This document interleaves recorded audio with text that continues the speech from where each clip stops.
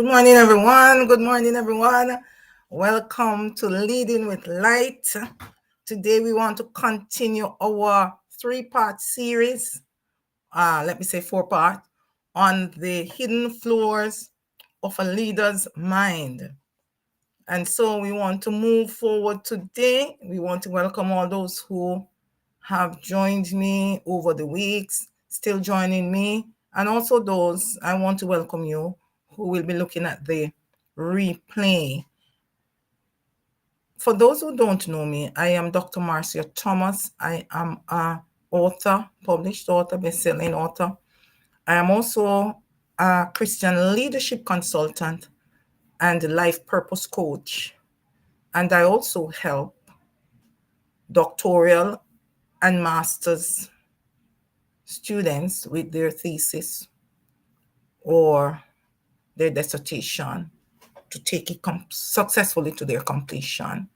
I'm also a motivational speaker and the founder of MTS Consulting and Coaching. That's me. And I have a new book out. It's called My Faith Looks Up. My Faith Looks Up. My launch is this Sunday, September 14. Hope to see you guys there as we go through our book. It's now up and running. My Faith Looks Up. I am so excited. All right, so I normally speak to people on a slide because of popular requests. So let me get into my slide immediately. So it's called the Purpose Penthouse. So we have looked at the two lower floors. So we have looked at the two lower floors, and we started with your belief, and we say what we think determines what we believe, and what we believe determines how we feel, and the way we feel influences how we are going to act. Thank you so much for joining, Franklin. Stacy, thank you so much for joining. Nicole, thank you so much for joining. Thank you so much for joining. Joanne, thank you so much. And so I said, you can't live a positive life with a negative mind. And so we looked at how we were to help leaders to recognize, develop, and master the floors that shape your influence, resilience, and your life.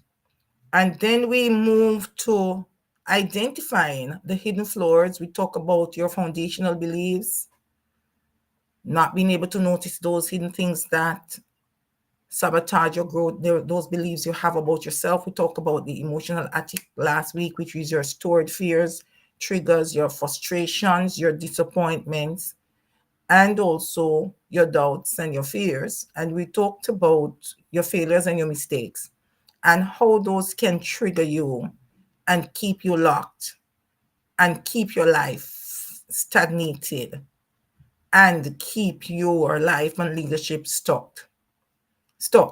And then we looked at today, we want to look at the Purpose Penthouse, which is how you can lead with calm and clarity, even under pressure.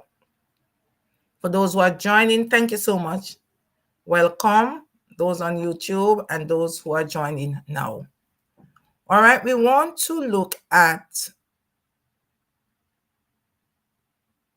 we looked at your beliefs about yourself, your beliefs about your self-worth, your belief about success, and your belief about failure, and how those keep you back. And then we talked about your belief system, the one that shapes your leadership, your ceiling, what you believe about yourself, about your team, about your world, because that is what frames your decisions and keep your unchecked limiting beliefs out there.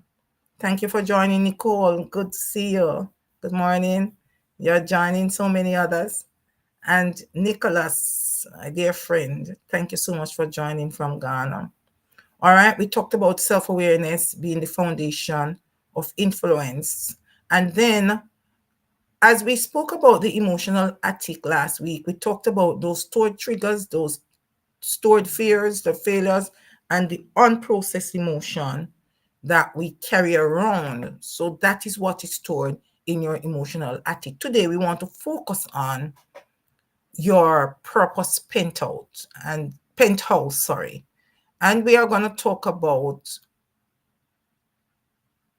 it's on the premise that without purpose, leaders risk burnout, constant restlessness, and even disillusionment, because you become so disengaged and disconnected from your vision, your ambition, your voice, your mission, your assignment, and your purpose.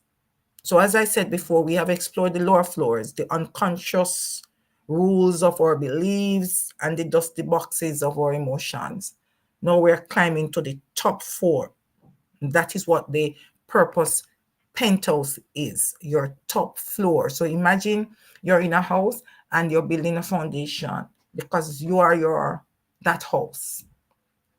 You are that temple. You are that body, that mind, that spirit that comes together to form the whole that makes you fearfully and wonderfully made, that God has established to carry out a purpose. And we want to understand how we carry out that purpose. So I want us to take a look inside today, because going to the top floor is not so easy. It's not just a place to visit, it's where your important decisions should be. So every leader builds upward. So they climb the ladder of success, they collect their titles, their achievements, their accolades, and so on. But what if when you get up there, that room is empty? So the question I want to ask is, how many of you have checked every career box and acquired everything that you thought you wanted in life that would make your life great and wonderful, but at the end of it, you're still feeling that something is missing? You're still feeling empty. That when you eventually get into the top floor, there is only emptiness. There is no joy. There is no companionship. Whenever that happens, we know that there's a misalignment. Our beliefs and our emotions are not aligned. And we now have to dig into what truly matters, what gives us joy, what we are good at, and what we love to do. When you get that clarity, there is a fulfillment that comes from an intention of mind, body, and spirit that flows from the divine creation that you are. Because without clarity, leaders often achieve a lot but feel empty inside. And that is what is missing in leadership today: soul care.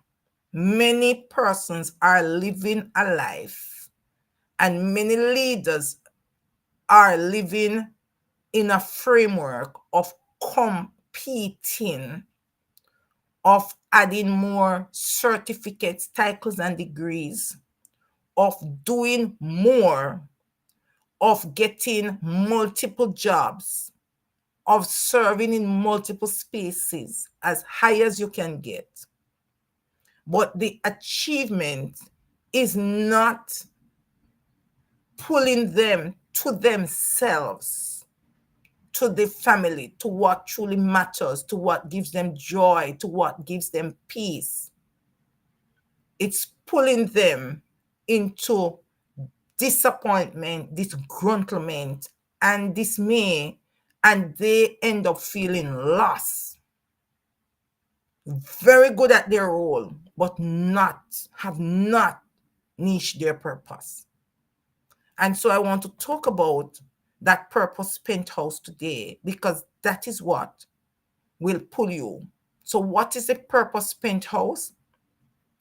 As I work with my clients that are in this space, the ultimate aim is to get them to go into living their joyful purpose and profit from it using their unique gifts and talents. Some want to remain where they are, but they want to capture their greater purpose in serving where they are and growing where they are planted with the mission of changing lives and changing outcomes right where they are. Others want to transition into their big and brilliant business idea, and several has done it. I've had several clients. Even yesterday, another client exposed another opportunity that has come up, because there is a principle that I teach my clients that is embedded in the program that talks about the multiplying of talents. When you have the purpose there intact, the talents become multiplied. You start the base, you start the place, and God just expands you because you have you are fulfilling your established purpose. You're pulling into your calling. You're leaning not on your own understanding, and you are calling out to the universe what is it that you're supposed to be doing. And God is rewarding your effort, your intention, your focus, your mind, your commitment to being significant, meaning serving others instead of serving yourself. And so that top floor will take you, you get to that top floor after you examine your foundation, which is your core beliefs. And then we move to the emotional attic, which is that stored up frustration, disappointment, betrayal, fear, trauma, triggers, and so on. And then when that is cleared up, we take you to the Purpose Penthouse. And that is why it is a 3 months program. All right.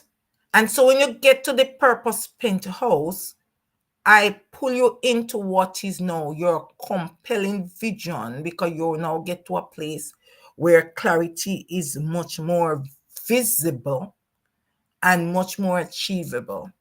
And I look at your compelling and strategic vision, what is driving you, what's the themes on your heart. And then I pull you into your internal alignment. And then we establish your unique proven strategy to take you to where you want to be, using the resources that are around you, and also your commitment to believing in yourself, your dreams, and fulfilling your God-given purpose. And so that is a space where vision, calling, and impact come together. Thank you for joining, Shikar. I hope I called your name properly. I'm so sorry. Resilient strategist, work-life balance coach. Thank you so much for joining from India. Good evening. All right. And so it is your unifying why for your leadership and your life. It's the place where your personal values, your professional actions are in complete harmony. There is balance right there. You know what truly matters. You know what you were created to do and who you were created to help, the problem you were created to solve. And you are committed to serve in that calling, changing lives and changing outcomes. So you inspire, you become very significant, meaning that you inspire, you impact, and you grow and empower people. All of us, once we understand our purpose or our calling, achieves the same thing. Purpose calls you to serve, not yourself, others. And you impact, you inspire, and you grow persons as well as yourself.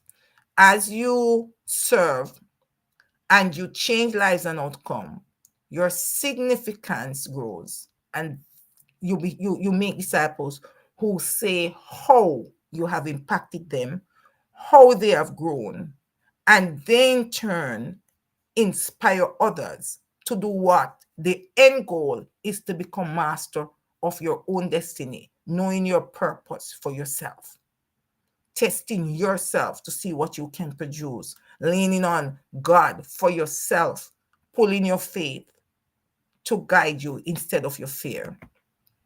So we want to talk about today why that floor is so important.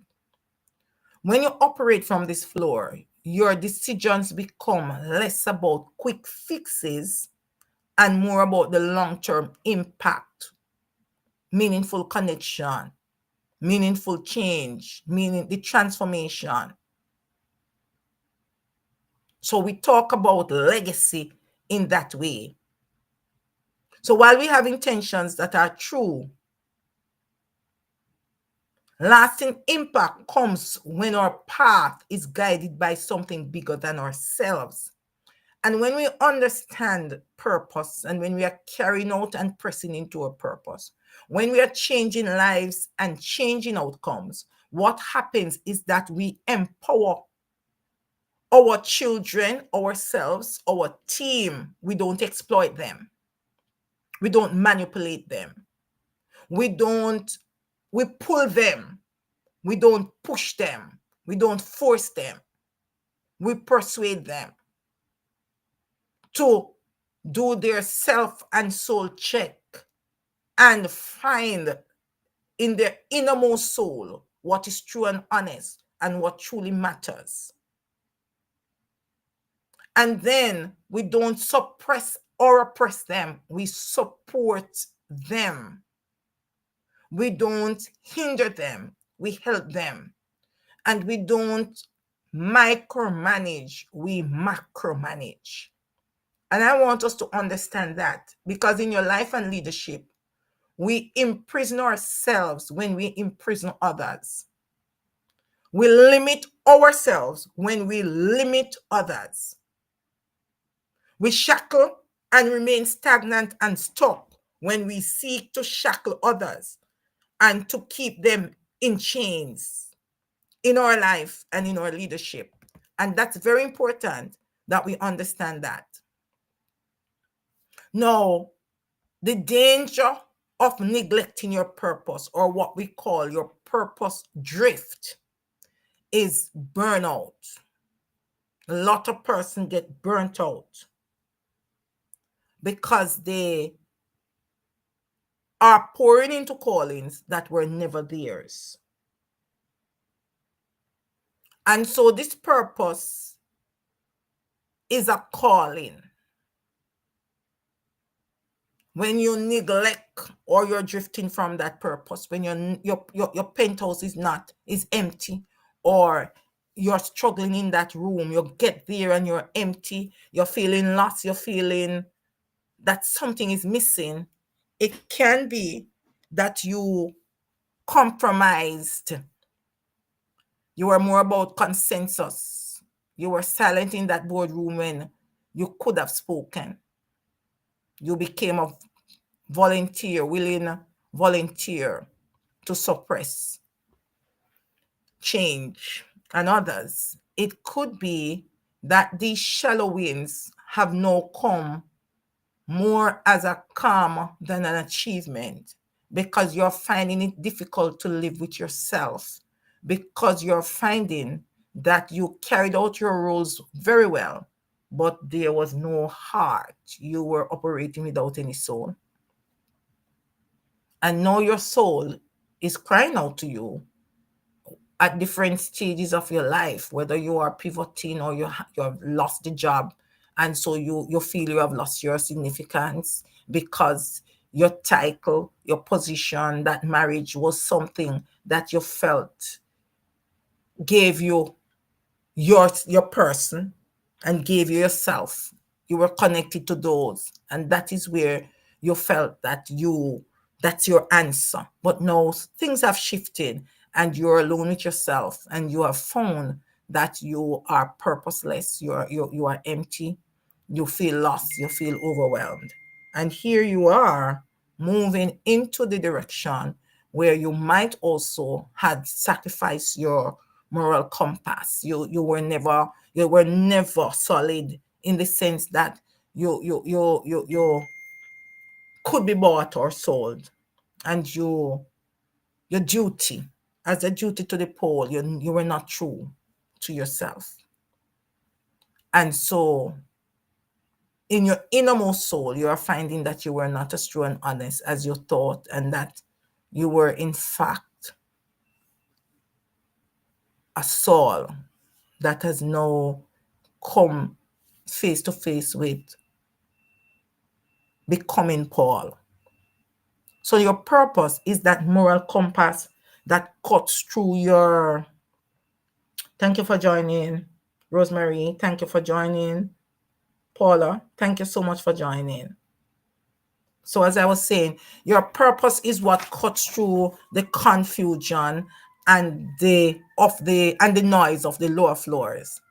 And so which includes your faulty belief system, your stored emotions, frustrations, disappointment, and so on. But in the purpose penthouse, you can see in yourself a sign that something is missing. So I want to ask the question right now, as we are coming into the compass of purpose in this purpose penthouse. What is the sign you have seen in yourself or others that purpose may be missing? I want you to think about it. I want to give you just a minute to think about it. In your life and in your leadership, what is the sign you've seen in yourself or others, in your family or on your team, that purpose may be missing? And I want you to write that down, because it's very important that we understand that and write it down. The next thing that we want to look at is the steps to fulfill your purpose. What's the cost of that purpose drift? We have looked at that, the cost of it. Is it worth it? So we are saying when leaders neglect purpose, it leads to your burnout in your life and in your leadership. It leads to shallow wins in your life and in your leadership. And it can compromise your moral compass. So purpose is your compass. Without it, you would be drifting.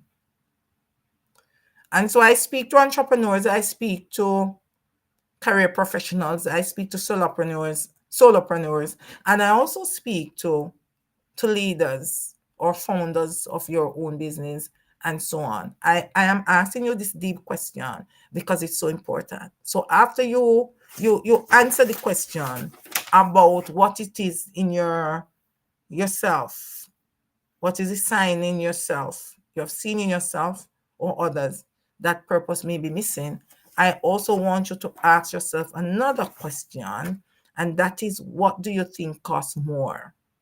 And you can speak in your comments are welcome. What do you think will cost you more? Losing revenue or profits, or losing your sense of your why? Because when you get to that penthouse, look at how you really profited and what people mean. How you have served others and how that has allowed you to serve yourself. So clearing the purpose penthouse is so important, very important. So I'm talking about the steps to fulfill your purpose penthouse now. And I'm saying, reflect. What did God create you to do? Ask yourself that question, because he says, I know the plans I have for you to prosper you, to give you the expected end. So ask yourself the question, what did God create me to do? Who did God create me to impact? So you want to do that self-reflection, you want to do that soul check-in in your life and in your leadership. You want to reflect on what triggers me and how I trigger others. You want to reflect on where your heart is. Because if your heart is on achievements, of course you will achieve. If your heart is on your failures, you will remain stuck complaining and being the victim instead of the victor. If your heart is unchanged, you will always make those steps in your life and get into those strategic relationships, mentoring or coaching, that will make you grow and expand. If your heart is on wealth, you will find the streams of wealth. Sometimes they are not the positive ones, but wherever your heart is or your mind is, that is where you are also. Thank you so much, Nicholas. I think I'll put this up. Losing revenue hurts, but losing yourself costs the most. Very much so. I am in full agreement. And there are some signs sometimes, because sometimes we derail our own purpose and we put it in dormancy because we are focusing so much on that new promotion that we are not getting. And we're looking so much at the disappointment or the betrayal that we have experienced, or we're looking so much at the loss. And we don't remember sometimes that things are taken away from us sometimes because our season is not, we are not ready or prepared for the level that God wants to take us, that season that He wants to take us. And the Purpose Penthouse is where, when everything is in harmony, that is where you receive the most. So you want to clear that, you want to refill your Purpose Penthouse.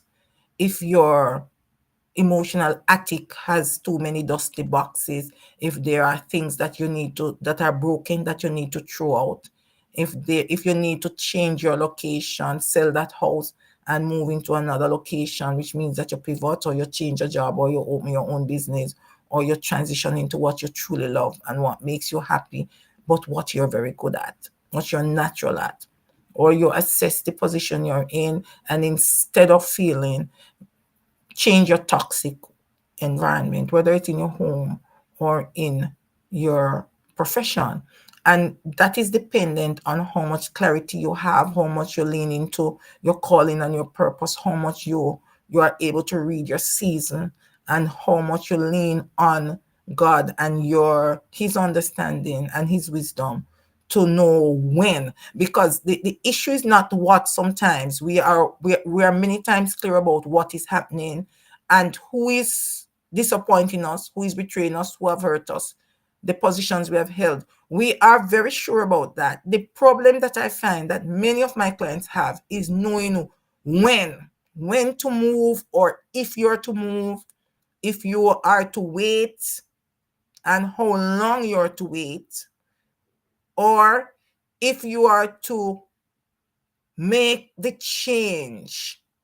You are so afraid, and should be, of losing the comfort, the security that does not exist with change. Discomfort is really the igniter of real meaningful change. Discomfort wakes up your Purpose Penthouse.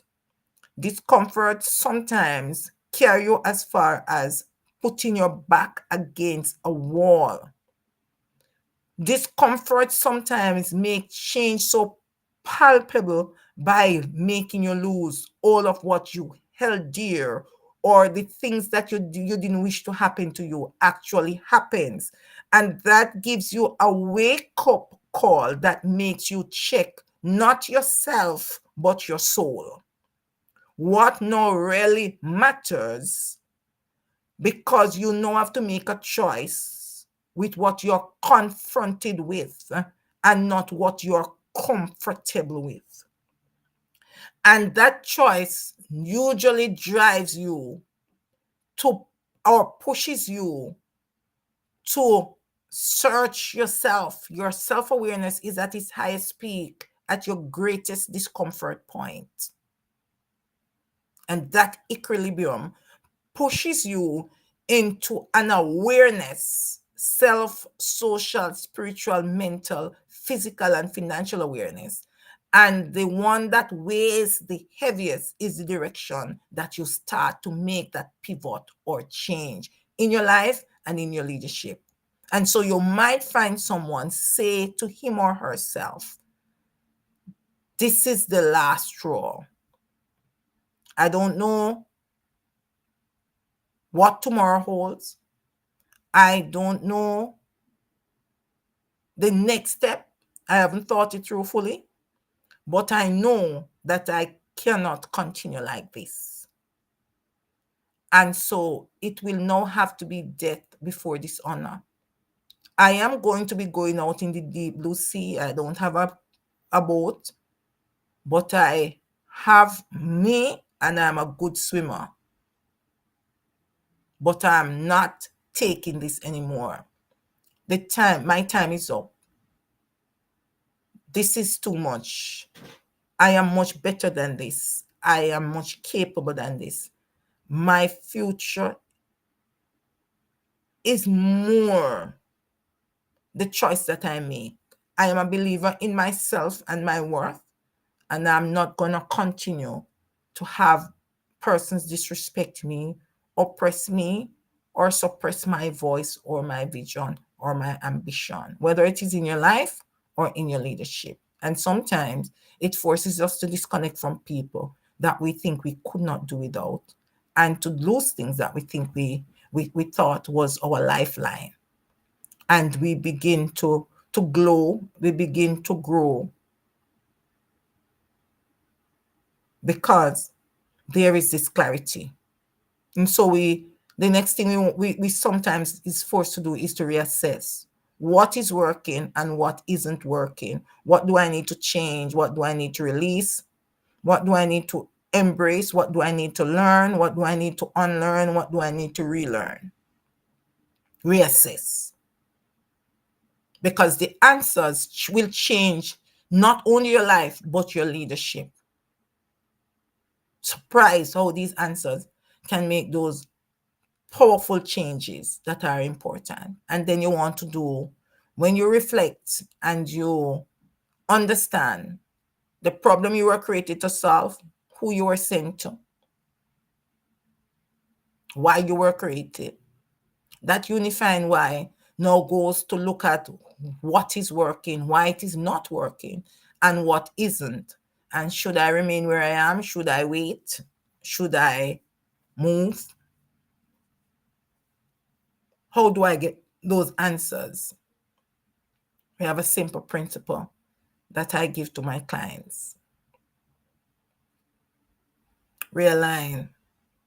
You want to set the boundaries to protect your calling. You want to keep out those things that you should not be letting in. You want to clear the emotional attic, and you want to be sure about what your beliefs are and what are your non-negotiables. And you want to make sure that you have your guarded yes and no. You don't want to be saying yes to everything, and you want to do your surrendered no. That surrendered no, I call it surrendered no because it stops you from creating persons and building learned helplessness, where your yes makes that person constantly depend on you instead of testing themselves to see what they produce. So that yes, that keeps people in bondage and tied to you, your expertise, your experience, your skills, although they have skills of their own. That yes, that makes macromanage team members, because you overcommit and you over deliver. That dangerous yes is what we're talking about. Setting those boundaries where you say no gracefully and lovingly, so that persons can become masters of their own destiny. And we do it with our children unconsciously, and we do it with our team members. And so we want to understand what that realignment, setting the boundaries, mean. The realign also make you understand that self-care is the highest honor that you can give to God.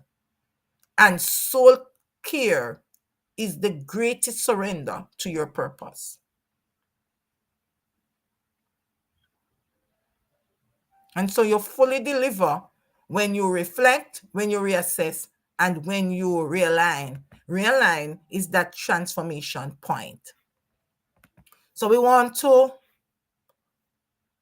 Look at the takeaways that are here. And the takeaways I want you to take with you today is that purpose fuels sustainable leadership and a sustainable life.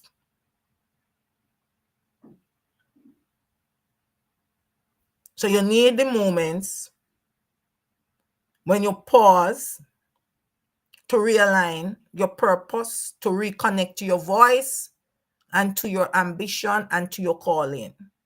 And so I ask you, when was the last time you paused to ask God if you're still on assignment for Him? When was the last time you stopped to ask God if you were still on assignment? Because purpose fuels sustainable leadership and life. And so your title and achievements may fill your calendar, but purpose fills your soul. You see, purpose isn't just a statement, it's your daily decision that is aligned with your values and your calling. I want to repeat that. Purpose isn't just your statement, it's a daily decision aligned with values and calling. So some things that people are calling purpose are just decisions. Some are impulsive and some are natural decisions that you make to protect yourself. But purpose is not about serving self. It's not about profit. It's about serving others. It's about people. It's about inspiring, growing, and impacting persons in such a way that you change your lives and you change your outcomes. It's about your significance and not your success, because your significance will make people remember what you have done for them, because they translate it into their ownership. Because we mix up access many times with ownership. So we have access to people in purpose, and we give them ownership of their lives, of their outcomes, of their destinies. They become their own masters. That's not our job. If you're doing that, and that's why I hate the statement that says effective leadership is when you get people to do what you want them to do. That's not leadership. That's not leadership. That's followership. And many times we reward followership because followership is based on only one principle: compliance. But leadership deals with collaboration and consensus, actively listening, values creativity and innovation, values change, values people's opinion, include persons.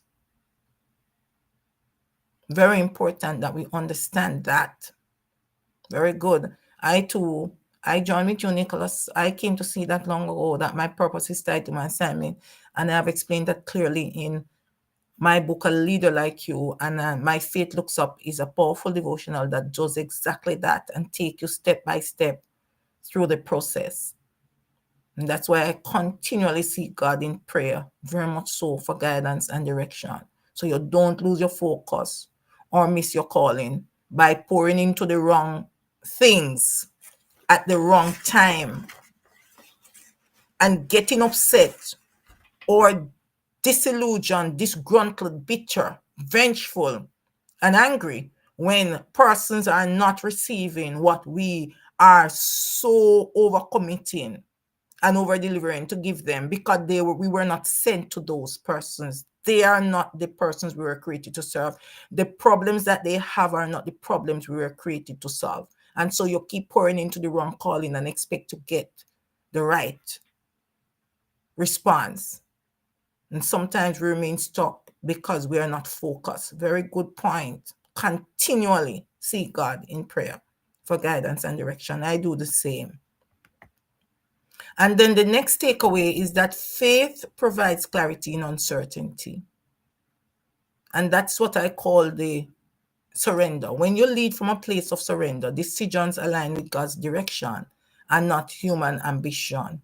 And persons wonder how you keep going and why you keep going and how they can't take you out, because nobody can remove you from your position. No amount of crusading can make you be lifted out of any position God has placed you before you have completed the assignment that God has given you. And that's why he says, no weapon that is formed against persons can prosper. If you're willing and obedient, you eat the fruits of the land. He protects you and prepares that table in front of your enemies. He anoints you and your cup run over. And surely goodness and mercy follow you all the days of your life. And so people are not able to do what they think they can do, no matter how powerful. So if something happens that moves you out of your place, it's because God was ready and had prepared you to take up another assignment.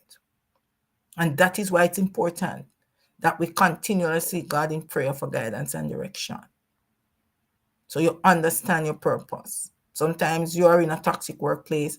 It's not for you to be changed. It's for you to change persons.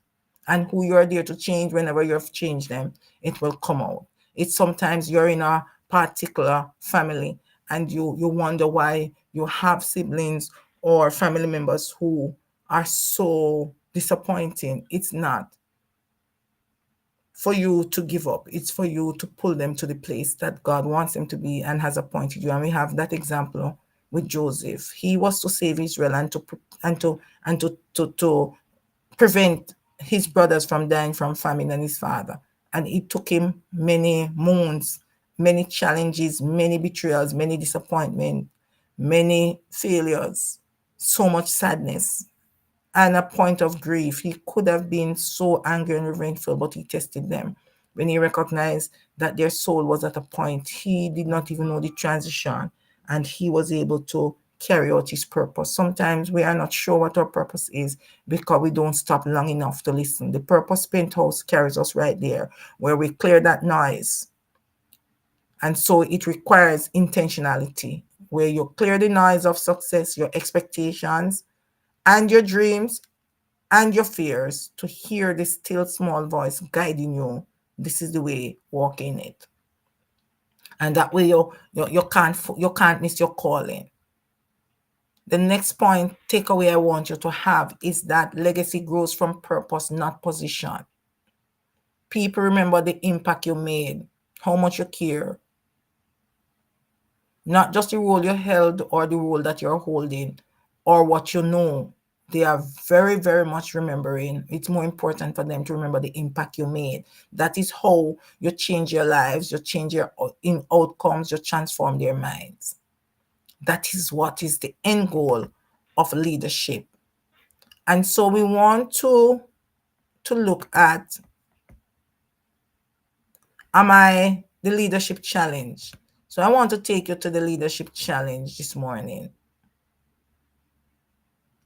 I want to take you to the leadership challenge.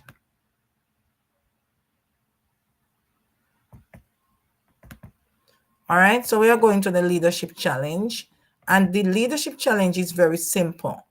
I want you this week, I want to challenge you to pause and ask yourself, am I leading from a place of pressure or purpose?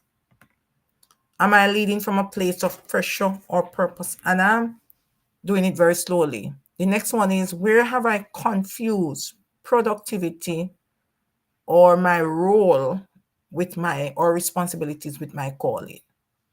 Where have I confused productivity or my role or responsibilities with calling? And the next thing is, what step can I take this week to realign my leadership with my God-given mission? And I want you to write it down, and I want you to write down your answers. I want you to do that, and I want you to pray over them and commit to one tangible action that will reconnect you to the reason you started in the first place.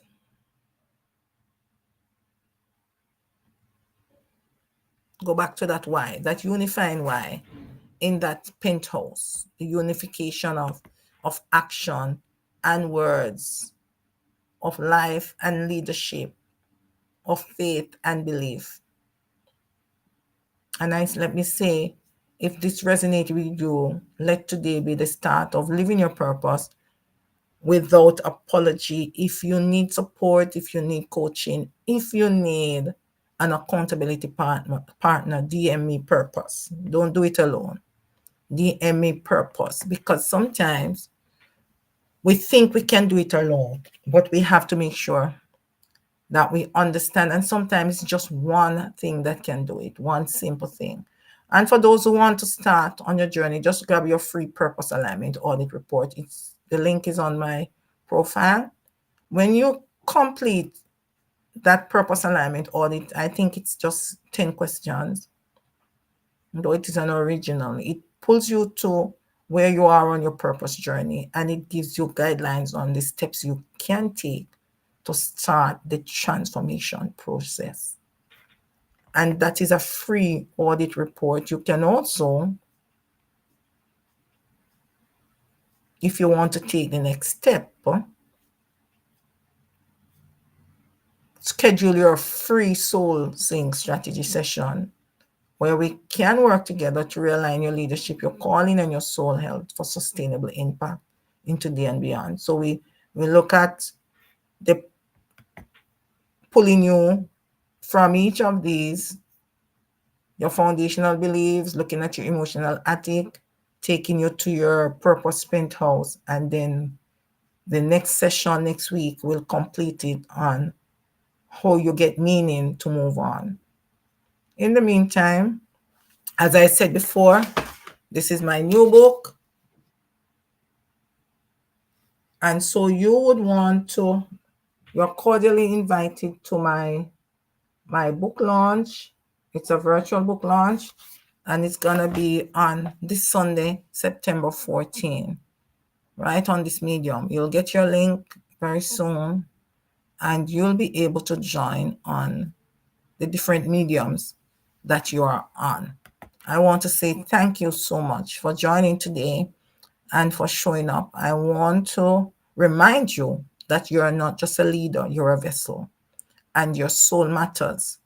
God is not calling you to lead on fumes. He's calling you to lead on overflow. Let your faith look up, and have a blessed Self-Care Tuesday. See you next week. Thank all of you for joining. Nicholas, Simone, Paula, Nick, those who will be watching the replay. Thank you so much, Franklin. Thank you so much, Nicholas. Thank you so much, Shekar. Thank you so much for joining. I also want to thank Paula, and I want to thank Jeff. Thank you for joining, and CFAS. Thank you so much for joining, and all those who I'm not seeing that are watching on YouTube and so on. Thank you so much. Have a great, great day.